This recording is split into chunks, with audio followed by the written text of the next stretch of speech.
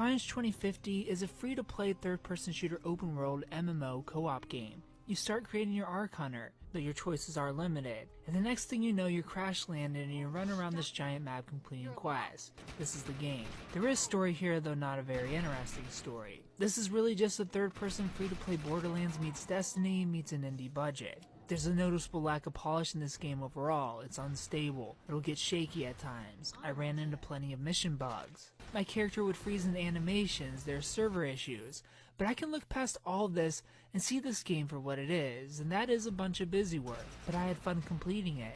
I can't imagine this is a game you're gonna really sit down and be glued to for more than a few days. But I can see this game as filler in between waiting for other games. Something to do while you're bored. Hop in, kill some enemies with friends, clear some missions. Because despite the lack of polish or interesting story, or even interesting world to explore, this game still manages to have an addictive hook. The shooting is fun.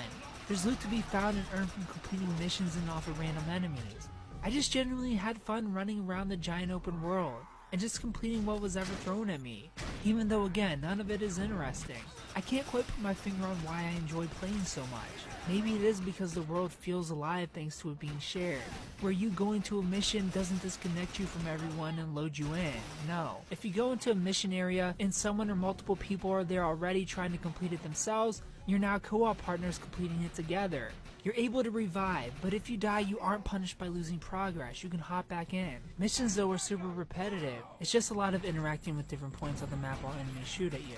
Or it's defending a position, not much else. Each class is chosen at the start does have its own special abilities on a cooldown, and more abilities and perks can be unlocked as you level up. There are also competitive modes here, team deathmatch and domination, but the maps are awful and the balance of the health, shields, weapons, and abilities just don't translate well here. It's not fun at all. So I didn't stick around playing with competitive. Defiance 2050 is again a free-to-play game, so there's nothing to lose in checking it out. I got my fill of the game after 2 days, but it surprised me. It may surprise you as well.